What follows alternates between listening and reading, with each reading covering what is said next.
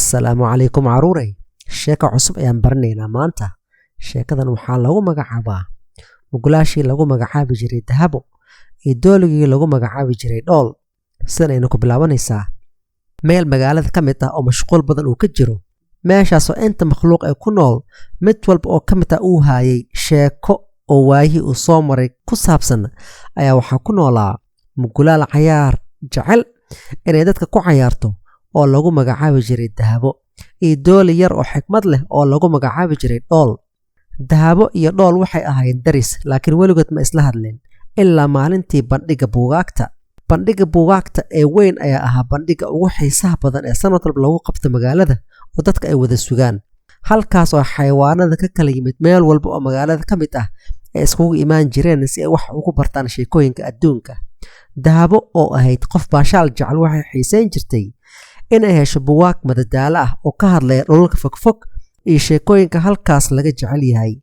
Waxay jeclayd gaar ahaan buugaagta laga qoro sheekooyinka la yaabka leh ee adduunka ka dhaca.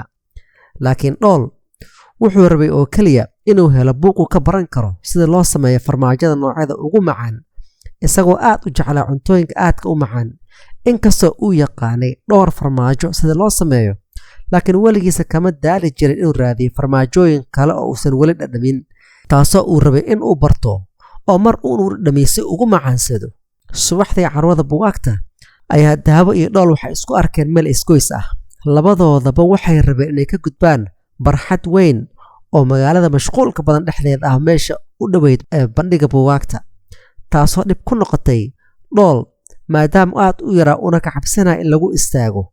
Dahabo ayaa fahantay arrintaas waxaana u soo begtay inay caawiso. Wax yar ayay dhool fikirtay kadibna way ogolaatay inuu mugulaalka u caawiyo, sidoo kalena ay isla dhex maraan zaxmada ka dhex jirtay bandhiga buugaagta.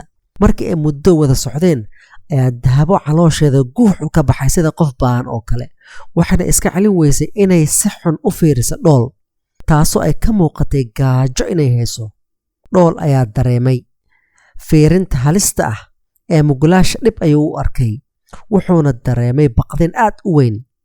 Markaasaa wuxuu yidhi, dahabooy, si taxaddar ayuu u hadlay, sida aad ii fiirisay ma u bogin, waana dhibsaday.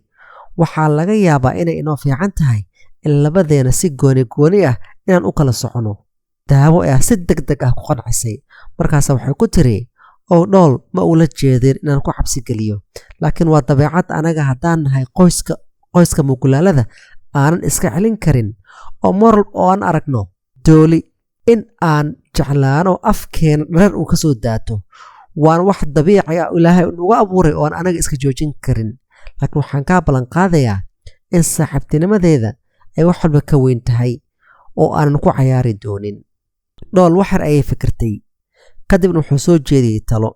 Wuxuu ku yidhi, dahabooy, aan heshiis galno, heshiis aan gaarno. Waxaan kula qaybsan doonaa cuntada fudud ee farmaajada ah ee jeebkayga ku jirta. Sidaas darteed labadeenaba waxaan aadi karnaa bandhiga buugaagta anagoo caloosheena ay buuxdo oo heshiis ah oo walwal uusan nahaynin. Sidaas ayayna heshiis ku gaareen. Waxay u dhaqaaqeen bandhigii buugaagta. Waxay ku soo qaateen waqti fiican, sheekooyin iyo cunto fudud oo aad u macaan ayay soo wada cuneen. Waxayna wax badan ka barteen midka kale adduunkiisa iyo noloshiisa. Dahabo waxay soo iibsatay buug ka sheekeynayay layaabka dunida. Dhoolna waxay soo heshay buug sanadkan soo baxay oo dadka baraya sida loo sameeyo farmaajo laga sameeyay caanaha geelka oo ahayd farmaajo ku cusub adduunyada. Ilaa waqti dambe oo galabtii ah oo ay gurigeeda ku soo laabteen ayagoo si fiican u soo baashaalay. Inkasta oo ay sii wateen saaxiibtinimadooda, dhool waxay had iyo jeer xasuusan jirtay inay taxadarto. Waxay ogeyd in dahabo ay tahay saaxiib wanaagsan, laakiin waxay kaloo fahamsanayd muhiimadda ay leedahay in la taxadaro oo aan si indho la'aan ah dadka loo aamini karin, sababtoo ah dabeecadda makhluuq kasta ku abuuran wax la bedeli kara ma ahaan oo Ilaahay ku abuuray. Marka casharka sheekada ku jirta ayaa waxay tahay kalsoonida waa mid qiimo leh, laakiin waa in lagu darsadaa taxaddar iyo digtoonaan. In la saaxiibo oo si furan loo wada hadlo way fiican tahay, laakiin ogsoonow dadka qaar waxay leeyihiin dabeecado xunxun oo aad u xun oo aan la bedeli karin. Mar walba waa inaad lahaataa taxaddarkaaga oo aad is ilaalisaa oo aadan dadka iska wada aminin oo mar walba taxadarkaaga uu kula socdaa meel walba aad joogto. Caruurey, sheekadan halkan ay noogu eg tahay. ilaa sheekada dambe aan ku kulmi doono waxaan idinkaga tegayaa assalaamu calaykum waraxmatullaahi wabarakaatu.